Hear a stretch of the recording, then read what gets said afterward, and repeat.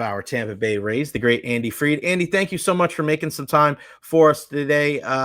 Let's start right off the top with the news that Chandler Simpson got sent down. A lot of people unhappy just because of how exciting he is for this team.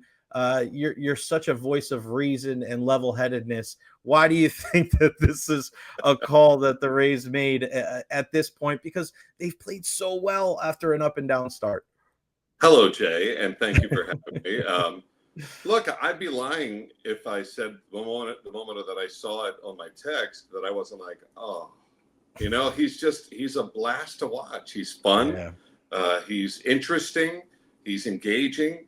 He's a really nice kid, and he's added a lot to this team. However, I would also say that he's not a finished product yet.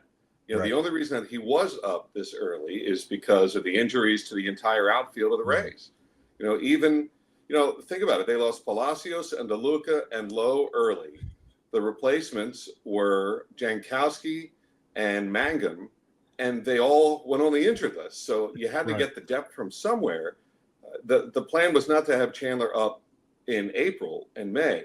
So when you have that much talent, and it is a good problem to have, but at the same time, I do understand why people would be upset about it, because there's a part of me too that it's like I'm going to miss watching him play. But that being said, it's only going to be for a certain amount of time. At some point, he'll be back. I don't know if it's this year or moving forward.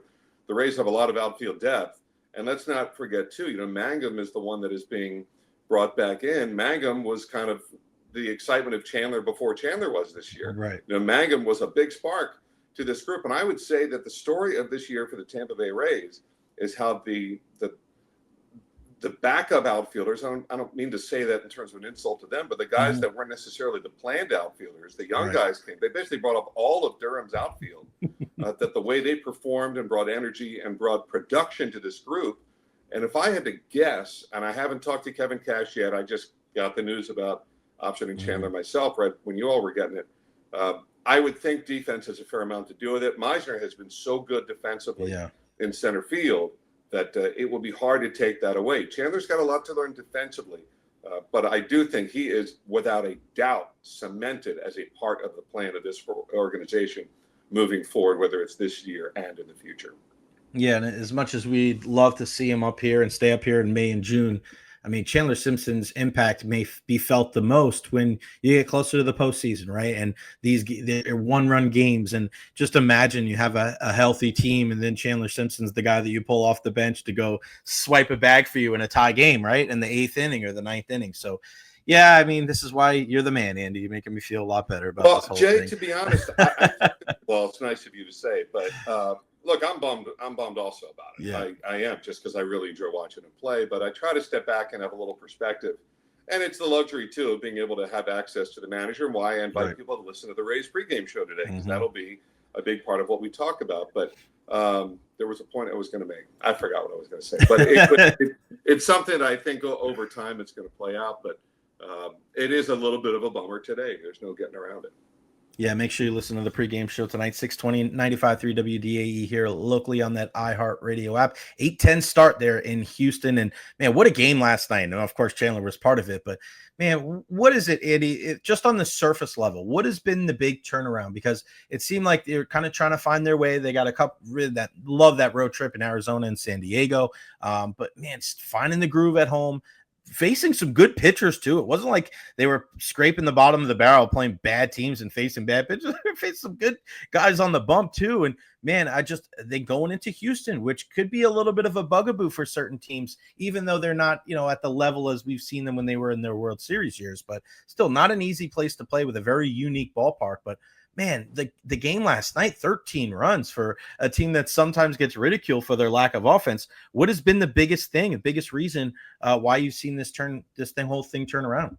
I've been trying to make some sense of it, and it's a little challenging because I'll be honest, after they won 2 of 3 in Toronto, things seem to be turning around. They went to Miami and lost 2 of 3 to the Marlins, and the Marlins are not good. No. At that point, that Sunday, I was saying to myself, you know what? That there's a listlessness to this group that I was not enjoying at that moment. And wouldn't you know it, that is the moment that things started to come together. They played a great home series against the Astros. They won the last 2. They swept Toronto.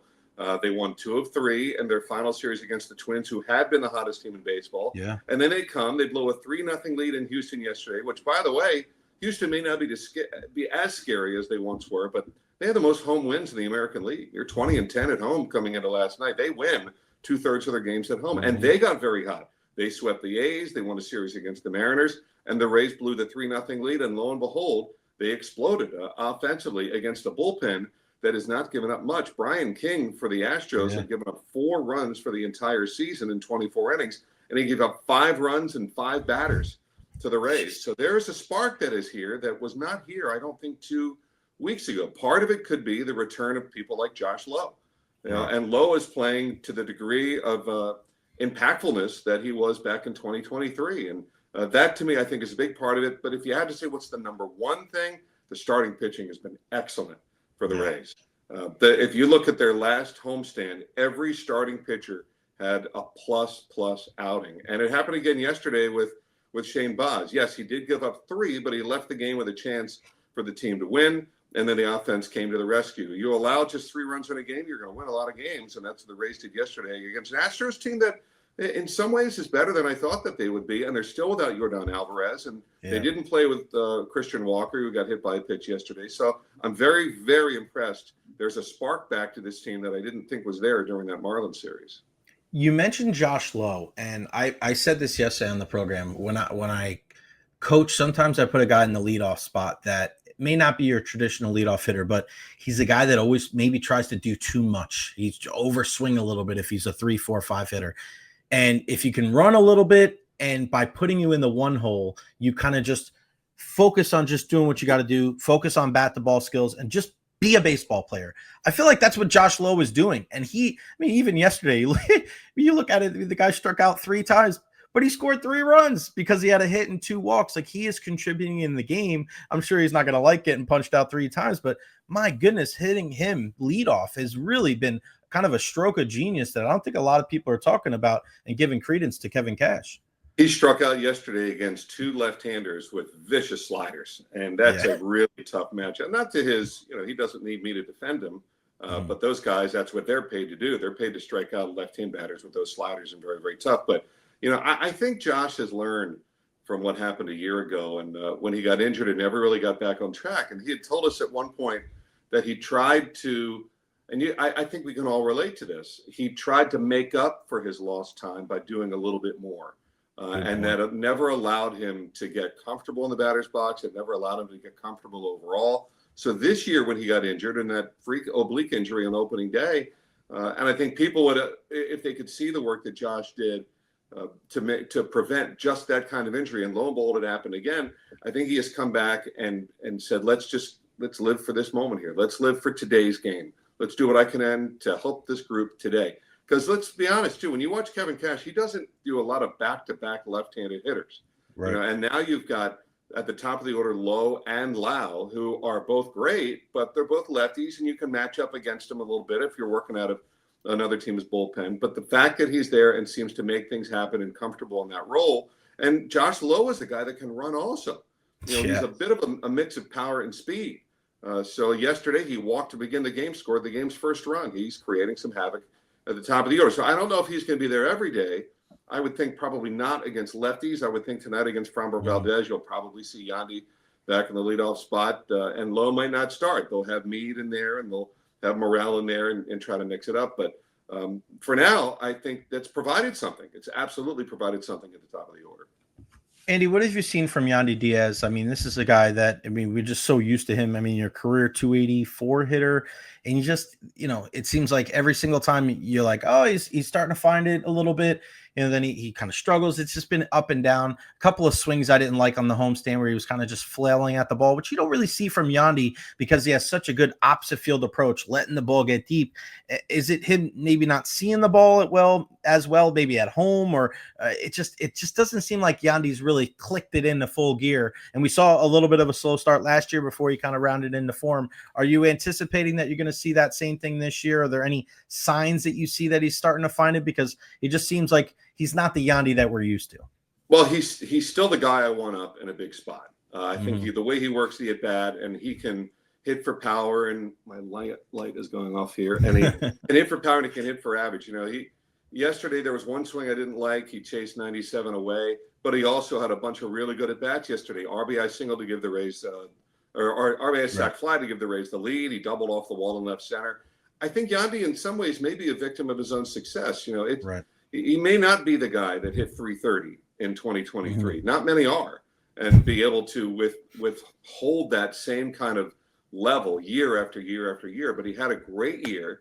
But this is Yandy a little bit before that. 280, 290, 300 type hitter, hits it to all fields, gives you a very comfortable at bat, can hit velocity. The fact that they've taken him off first base, I wouldn't be shocked if that's done a little bit to him. It's different. DHing is different. It just is. I don't know exactly how to relate to it, other than the fact that I've heard some guys say it's like pinch hitting 4 times a game. You're not in the game for the other times that you're not batting. So you got to keep yourself fresh, and you got to keep yourself locked in. So I think there's a difference to it, and he's not really playing any first base now. So I wouldn't be shocked if that's part of what has happened. But regardless, he's the guy I went up against, the hard thrower late in innings. He's still, to me, Yandy Diaz. Yeah, it's a great point, because I've heard this conversation for many, many years. For some people, not a big deal. Just go hit 4 times. Other guys, they have to go down and take extra swings in the cage between innings. They can't, they got to put a jacket on, or they got to just stay with the bat in the hand. Like, there's just so many different things. Like Big Papi, David Ortiz, didn't matter to him, whatever. He could just go up there and hit, but it's not like that for everybody. And, you mentioned, him not playing first base. I mean, to me, if you had to tell me if there's one guy that's going to be an all-star for the Rays this year, I mean, is Jonathan Aranda that guy? I mean, this is a guy that I love, and I don't know if you've noticed this, Andy. I don't know if I just love that he's a little bit more upright. I feel like there was so many times last year where when he made solid contact, it looked great, but he would swing through a lot of pitches that I thought, it doesn't look like he's late. He just looks like he's just missing it. He's a little under, he's a little over. And I think that, to me, you're not seeing the ball well. I think it's a little bit of a mechanical switch. He's a little bit more upright here. And man, Andy, he has been fantastic all season long. He really is a feather in the cap of the Rays, I think, and himself more than anything, but for the patience that this organization has in players, because this was a guy that had done everything he could possibly do at even the top levels of the minor leagues. There was nothing left for him to learn at AAA. So you're going to go through growing pains in the big leagues. He's certainly not the only guy that has. Look at, there's stars around the league now that went through the kind of period that he did when he was just getting beat with velocity up. And I do think that led to his little more being upright, and did a lot of drill. Like Curtis Mead has gone through the same sort of thing. There's not much left for him really to do in the minors. He can hit at those upper levels. So for Aranda now, he fouls that pitch off. 97 up, he fouls that pitch off. And then they try breaking stuff. He can cover everything. He can cover off speed away. The cutter up right now, it seems to be what the league is doing against him. There's something with a little hook to it at the end, at the top of the zone, plus still velocity at the top of the zone. So he's dealing with that. But if this is dealing with it, he's still hitting over 300, 10 doubles, 6 homers. And I think as much as that, 2 things he does that I think are especially impressive. One, he works the at-bat extremely well. There's he doesn't give any at-bat away, and he can hit in the clutch.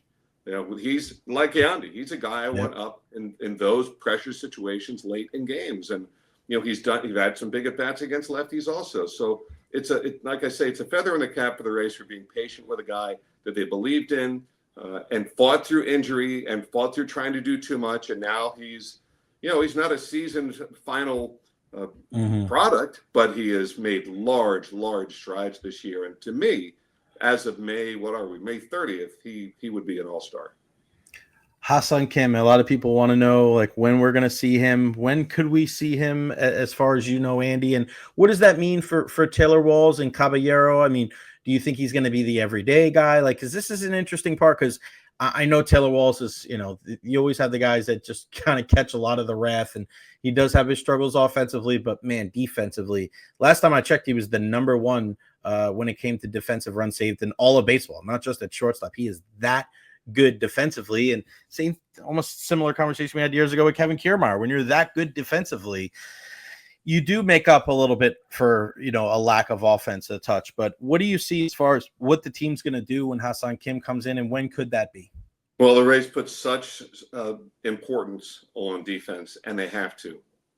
And that to me, where I learned it was from '07 to '08. When the '07 Devil Rays became the '08 Rays, and suddenly they had great defenders everywhere, and those balls that were going through the infield weren't going through it anymore, and the balls into the gaps were getting cut off in the alleyways, and suddenly you can deal with an offense that fluctuates. Offense tends to fluctuate. In fact, the '08 Rays were not as good. People are shocked to hear it. They weren't as good an offensive team as the '07 Devil Rays. They scored fewer runs. You'd never know it because they defended so much better, and the pitching got better also. Right. So I think that's where the Rays come down on Taylor Walls. They really do feel, like Kiermaier, as you said, that a run saved is as important as a run scored. That being said, at some point, you would like to see a little more consistency offensively. Caballero, I think, has willfully taken on other positions to still be a part of the group. I love that he plays with an edge to him. But overall, I think the Rays did sign Ha-Seong Kim to be the everyday shortstop.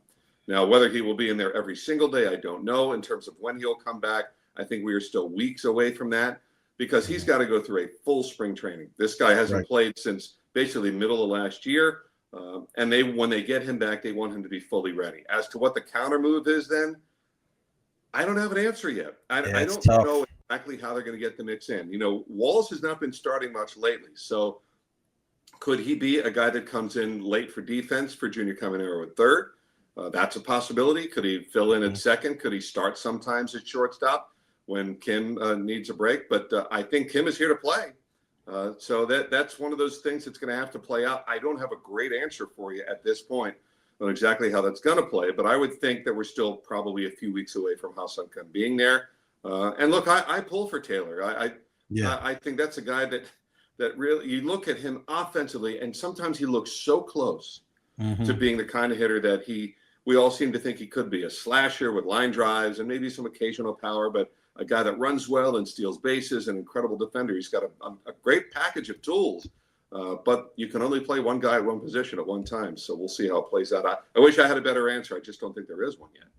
Andy, before I get you out of here, give me some breakdown of the rest of the division. I wasn't too high on the Orioles going into the year because I didn't think they put enough focus on their starting pitching. I go, man, you're in a division with all these other guys with the Rays, and the Yankees got Max Fried, and Crochet went to the Red Sox. Like, you know, I know you got a bunch of young players, and you're kind of banking on that recipe of a couple of years ago where, hey, just give me 5 and then we'll go to our devastating bullpen. But man, they've just been atrocious. You know, Boston's been struggling. You know, Toronto ran into the Rays, and the Yankees seem to be the class of the division for now. What do you make of this entire AL East? It's not the beast that it was. I think there's a lot of mediocrity in the American League East. I don't know when in my lifetime I've really been able to say that, but that while they may not be the best division anymore, I think either the AL Central or the NL West probably has the most talent. But those divisions also have the White Sox / Rockies in them, which the other teams will fatten up on. I think any of these teams could still finish in any of the 5 spots. You know, to me, the sleeping giant in the division, the team that has the most talent in this division, and I swallow when I say it hard because I don't like it, is the Boston Red Sox. I think they've got the most talent. Top the to youth, bottom in those division. youth guys, those young guys coming up too. They are stepping on themselves over and over, and it's so entertaining to watch them just trip over themselves and the Devers controversy. And they have these young players brought up, and they're putting Christian Campbell all over the field, and they're putting Marcelo Meyer all over the field. And then Bregman gets hurt. They should have done the documentary on the Red Sox this year. It's much more interesting than last year's team. But that's a very talented team that they are a sleeping giant. Now I hope they drown in their self-imposed wounds. But I don't know. I don't think the Yankees are as good as they are. I don't know. I look at the team and I just see weakness everywhere. I do think they have 2 really good starting pitchers in Rodon and Fried.